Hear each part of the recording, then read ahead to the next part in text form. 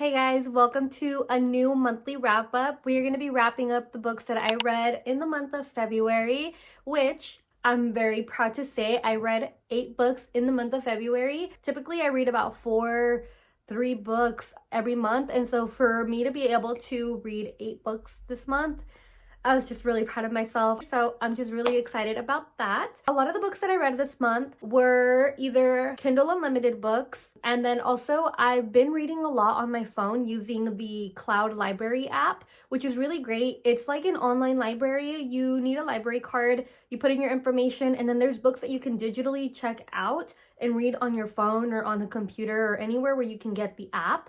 And it's really good because it's almost like reading on your Kindle, but you don't have to purchase the books.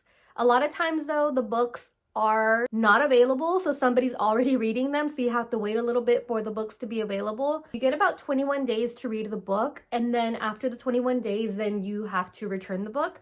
But 21 days is enough time for you to read a book if you're really into it. But other than that, I mean, you can always recheck it out. So a lot of my books were through the Cloud Library, Kindle Unlimited, and then also there were 2 books that I physically purchased because I just had to have them. They were books that I was really enjoying. They were just books that I really wanted to read that were on my 2024 to be read list. So I purchased those books, but to be honest, purchasing books and having your own library can be very expensive. So I'm so glad that I came across the Cloud Library app. I know it's very similar to Libby, and there's a few other apps out there that are the same. So being able to check out books like that is just, it's such a great and affordable way to read more books and read the new books that you're wanting to read without having to purchase all of them. I mean, don't get me wrong, I love purchasing books and I want to have my own little library, my little bookshelf right here. I want to have more books and I want to purchase the books, but they're a little bit too expensive. So for now, I'm just going to be checking out the books and purchasing only a few every now and then. But enough of me rambling on. Let's get started on the wrap up. So starting off this month, I downloaded Mr. Wrong Number by Lynn Painter on my Kindle, so I read it on my Kindle. Last year, I read Better Than the Movies by Lynn Painter, and I really enjoyed the book. I knew going into this year that Lynn Painter was an author that I wanted to explore more of, and so I started off February with reading her books, and they were so good. Mr. Wrong Number, I rated that book a 4 stars, and let me tell you why. Mr. Wrong Number was really good. It was an adult rom-com. It was so funny. I love the fact that she threw in a lot of Jess from New Girl references, and just the references that she throws in, it's just so relatable. The character was so funny. The character was so quirky. So Mr. Wrong Number follows main character Olivia, and she has a boyfriend who she's in love with. She's living with him, but she ends up getting fired from her job. She meets up with her boyfriend to tell him that she got fired, but instead he tells her that he's not in love with her anymore. He wants to break up and that he's in love with somebody else. So she's heartbroken. She goes back home. She's having a whole ritual of burning all of her ex-boyfriend's things when her apartment then catches on fire. All of this happened on the same day. She gets fired. Her and her boyfriend break up, and then her apartment catches on fire. So now she has to go live with her brother and her brother's roommate in a whole different state. Or I don't know if it's a state or a city, but she has to go move in with her brother. And on top of that, she has to find a new job. So she's looking for a job. She's trying to restart her life. She's trying to be optimistic. She's trying to be a new person, and she's just trying to move on. So while she's trying to move on, she gets a text message from a wrong number, which is Mr. Wrong Number. And that's kind of how they start texting, and then they just agree not to text each other anymore. But then throughout the book, they kind of start talking again, and their relationship is just so funny. She had so much going on, and she still kept pushing forward, and every time she fell, she picked herself back up. The book is a little bit predictable, I'm not gonna lie, but it's a rom-com, and I pictured everything in my mind. It took me 2 days to read the book, and it was so funny. I really enjoyed it.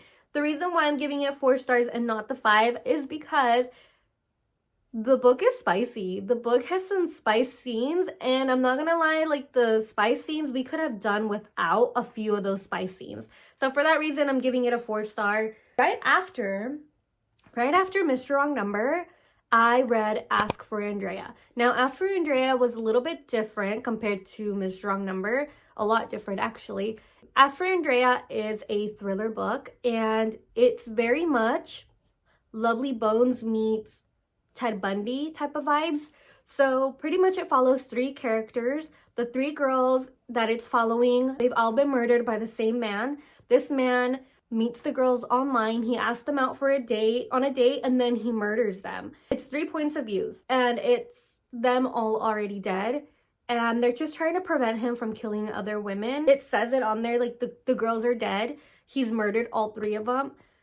And even still knowing that, it still surprised me. The ending was, wow, the ending was just so suspenseful.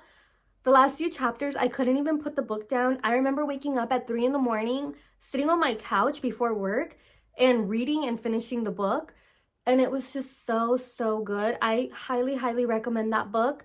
Now, as much as I love the book, I wanted to give it a 5 stars, but I'm not gonna lie that there were a few parts towards like the middle end where it got just a little bit boring, just a little bit, where maybe it's just because I had woken up really early, maybe it was just me, but I ended up rating that book a 4.75 stars, and again, I just highly recommend that book. It's Kindle Unlimited. It's really, really good. Maybe it was just me reading it in the moment. Maybe I just needed a break from reading. I don't know, but highly recommend the book, you guys. Kindle Unlimited, Ask for Andrea. It's so good. Like I said, it's Ted Bundy meets the Lovely Bones type of situation, and it's just so good. I couldn't find a playlist to hear music while reading the book for that one, so I ended up listening to a playlist of the Lovely Bones, and I feel like the music just went very well with the book. Something about listening to music while you're reading, it just helps you read faster, at least in my opinion, and it helps me get more into the book. Listen, it wasn't a good experience because it was sad, but it was a good experience as a reader. It was a good story, and I think about those characters. I think about that story every day. It was so good. Highly recommend. Kindle Unlimited, you cannot go wrong. It's about 300 pages long, so it's not too long. I recommend you guys read it if you're looking for a very good thriller or suspense novel. The third book that I read this month was Happy Place by Emily Henry. Okay, so Happy Place by Emily Henry is essentially about a couple that they met in college through mutual friends, and they got together. Then they ended up living with each other. They really ended up liking each other, so they get engaged. And as adults, when they're engaged, they end up breaking up. And we don't know why they broke up, and we're trying to learn why they broke up. One of the mutual friends invites them over to the cabin, which is where they used to spend a lot of time. That's where they first met, and that's the happy place of the main character, is the cabin, to be with her friends. So her friends don't know that they actually broke up. They're trying to keep it a secret for as long as they can for that whole week, and then they're gonna end up telling them at the end of the week. So we start figuring out why they broke up. It was so interesting to learn why they split up. It was so interesting to know their thoughts, because it felt very grown up. I don't know how else to explain it, but it just seemed like very grown up. Like sometimes you have books where the miscommunication trope is the main point of why they broke up is because of the miscommunication, and it seems almost childish, but this book, the reason why they broke up wasn't very childish at all. I did not expect it to be that good. The romance was just so real. The characters seemed very relatable. The problems that were going on were just very relatable. Yeah, Happy Place by Emily Henry is actually a 5-star for me. I enjoyed it so much.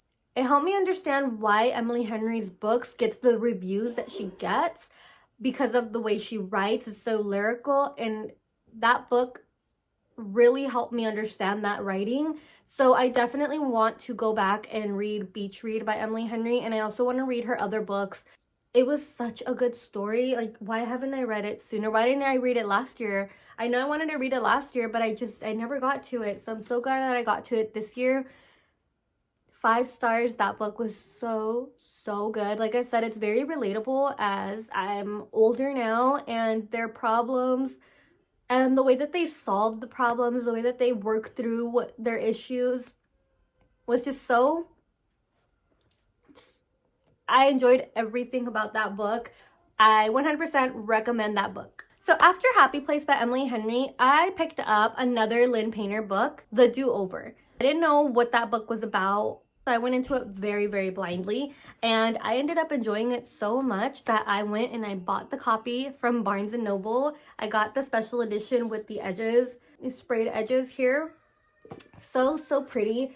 This book, very short. This book has less than 300 pages. It was a really good story. It was really cute. It's very high school. It's one of Lynn Painter's YA romance, and it takes place on Valentine's Day. So I actually read this book on Valentine's Day. It follows main character Emily. Emily is not having a very good Valentine's Day. She finds out a few things on Valentine's Day that she was not expecting, and she goes to bed really upset, not knowing that when she wakes up, she's gonna relive the day all over again. So this is the groundhog trope, and it was good. It was really good. It really did give me like those like high school romance movies vibes while I was reading it. I was kicking my feet and giggling at the part towards like the middle when she figures out, well, she's kind of stuck living the same day over and over. So she ends up doing a day of no consequences, the DONC. And when we got to that part just made me just, oh my god, I felt like a little schoolgirl reading that part. It was so cute. Her and Nick is the main character in the story. They meet on Valentine's Day. Well, they've met before, but they officially meet on Valentine's Day, which is the first Valentine's Day where she finds out a lot of things that she wasn't expecting to find out. Now, that book was really cute, but I'm not gonna lie, it felt like, listen, Better Than the Movies was cheesy, but I really liked it. This one was cheesy, but almost like, it just wasn't my favorite. It wasn't my favorite compared to Better Than the Movies, but I did like this one. I rated this book a 3.75, and that's just because there were some parts where it felt like it was kind of dragged on, but it was so, so good. It was still a really cute book to read on Valentine's Day. So this book, The Do-Over, I'm so glad that I read it. I'm so glad that it lives on my shelf and that I have this pretty edition. So 3.75 for The Do-Over by Lynn Painter. Next, we have a anticipated read for me for the month of 2024, which is If Only I Had Told Her by Laura Nolan. Okay. The first book by Laura Nolan, which was If Only He Had Been With Me. If Only He Had Been With Me. I love that book, and that book was 5 stars for me. Now, I thought that this book was going to be different than what it was. I honestly thought that this book was going to be the point of view of one character and that was it. I didn't expect it to be multiple points of view, which is what we got here. And it says it in the back. It says in the back that it's multiple points of views, but I didn't read the back before going into the book. So this whole time I'm thinking it was going to be just Finney's point of view, and it wasn't. And the first part, we learned things that we've kind of already known because of the last book. So we're kind of reliving the last bit of the first book, which was good, and I really did like reliving it. And then we start kind of getting into the other characters' point of views. Now, I'm not gonna lie, I did cry during the points of view. Let me just say that this book is a lot about grieving. Like, there's so much grief in this book, and the best friends are grieving, the moms are grieving, Autumn is grieving, Sylvia is grieving, everybody is grieving the death of Finney. We get the best friend's point of view, which is Jack. And no spoilers because it does say it back here. So we get Jack's point of view. Now, I really did enjoy reading Jack's point of view of his grieving, and that did make me cry because of how he says that his relationship with his parents was, and then he gets the phone call that his best friend has passed, and the way that he's explaining all the grief, everything that he's going through, made me cry. The way that Finney's mom comes up to him, and that all of that just made me cry, and it was good. Okay, and then we get to Autumn, and then that's kind of dragged on. I'm happy with the way that it ended. I like the way that it ended, but there were parts that kind of disappointed me.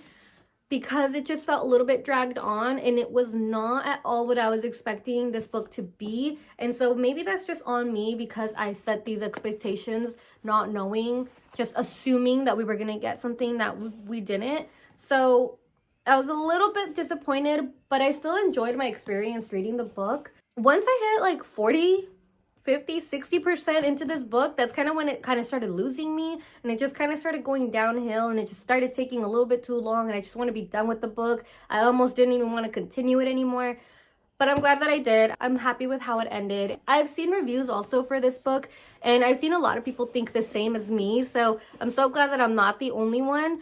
But that kind of just goes to show that you shouldn't assume. That's it. You just shouldn't assume anything.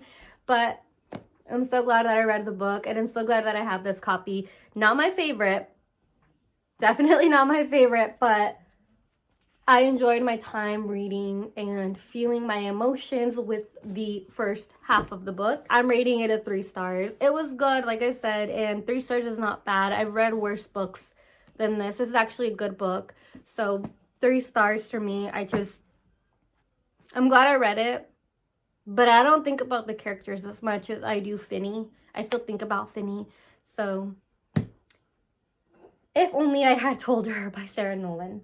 After that, we go into Lessons in Chemistry. Lessons in Chemistry is not what I thought it was going to be at all. And I think I keep saying that for all of them. So we'll just say, when I start reading a book, I like to go into them very blindly. I don't know what I'm going to read. I don't know what to expect a lot of the times. Lessons in Chemistry, I'm rating 4 stars. I enjoyed it a lot, more than I thought that I was going to enjoy it. It was like women revolutionary. It was just like women empowerment. Just having to see the struggles that each woman has to go through in order to feel seen or be noticed, especially years back, in certain topics. Like, for instance, hers was chemistry. Okay, so I've been trying to sum up Lessons in Chemistry, but I'm not gonna lie, it's kind of hard to sum it up because that book was like smart, and I feel like I knew what was going on, but now that I'm trying to explain what was going on, it's kind of hard to explain what was going on. In the moment, I knew what was going on, but now thinking back, how do I explain it? I mean, I just know that it made me feel very empowered as a woman, and it made me want to keep pushing, and it made me just want to just fight for our rights as women. And I don't know how I can fight for our rights as women, but it just made me want to do that. It made me want to just talk to every person that I know, every woman that I know, and just shake them and tell them, like, you guys, like, we can do it. What can we do? I have no idea what we can do. We can do anything that we want to do.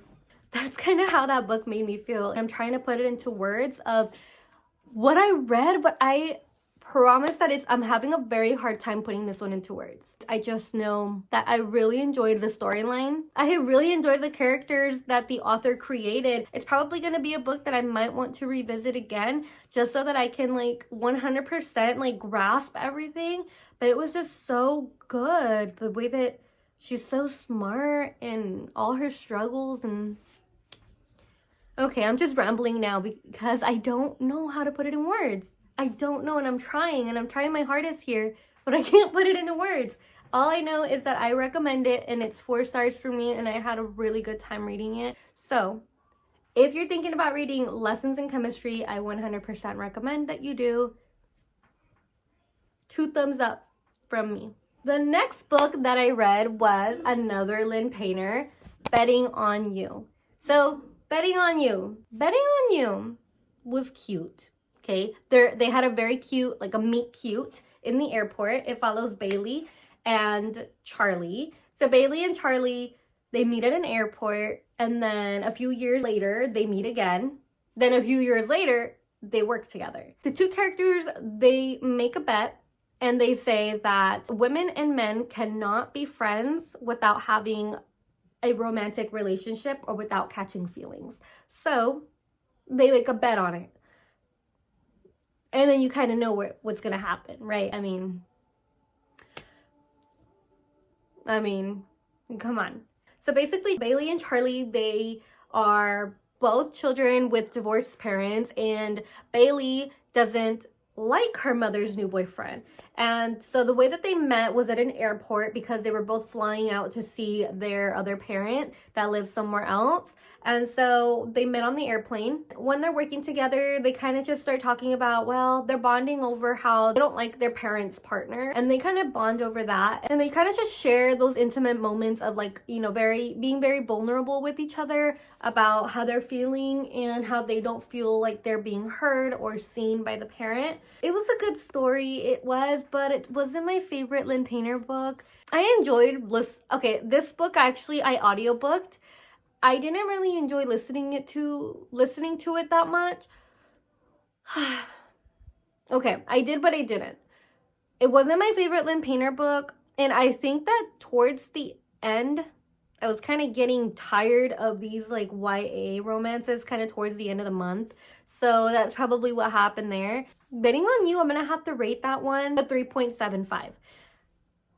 It was good and I enjoyed it, and I like Lynn Painter so much. I really do enjoy her books now, but yeah, 3.75. It wasn't my favorite Lynn Painter book. I just think that nothing, once you've read Better Than the Movies, like nothing compares to Better Than the Movie. Nothing. So 3.75. I do recommend it though. I do recommend it, and I'm gonna keep reading her books because I really like them. So maybe I'll just kind of stagger them out more. There are a few other ones that I want to read by her. So I might just stagger them so that they're not all in one month and I don't get, you know, I don't get like the same type of story and stuff like that. The last book that I read was Icebreaker. Icebreaker is a book that I've seen everywhere on TikTok. And let me just say, I understand the hype. That book though is spicy. But tell me why it's like a spice that I don't mind reading. It's like a spice that's like real. You know what I mean? Like, I don't know how to explain it, but it's like a spice that's very real, like very realistic compared to like the fantasy spice where it's like quite literally not English. It's like I don't know what I'm reading sometimes with that spice. It's good, but Icebreaker was just very realistic and the characters were so so in Icebreaker we follow Anastasia, who is I want to say ice princess because of the movie, but she's a figure skater. It also follows Nathan, who is the captain of a hockey team. At first, they don't like each other. At least Stassi doesn't like Nathan, but Nathan likes that she doesn't like him. And he's still trying to be nice to her. And so they have to share the ice rink. So pretty much she's trying to practice ice skating and they're trying to practice their hockey, and they're just trying to work together so that they all get time on the ice. That's kind of when they start falling for each other. And I just thought it was so cute because a lot of stories you get a lot of miscommunication, and in this one you didn't. And I had a lot of fun reading it. I liked learning about both of the characters. I loved how the whole hockey team was so welcoming to Stassi. I love how the story tells us that she's so small and the hockey players are just so tall and so big and they're just so loving. Like, it's this found family, and I love the found family trope. It was so cute in this story, just thinking about like their height differences and like how different they are and how manly like these guys are. And then she's so like, she's a figure skater, but also she's very feisty, and it's the banter between them is so good. It's so good. I did not want to stop. This book I also audiobooked. I did not want to stop listening to it. Any second that I was listening to it.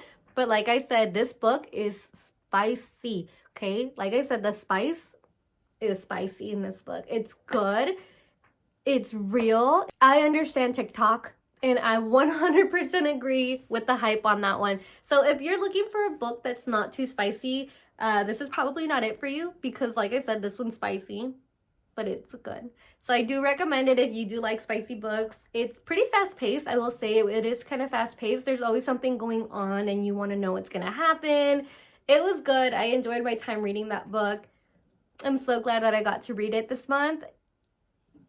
I mean, just thinking about it, I feel like I'm like blushing thinking about this book. So with that said, you guys, that's gonna wrap up. Oh, I didn't even give you my rating for it. I'm gonna rate that book a 4.75. Not quite 5 stars, but 4.75.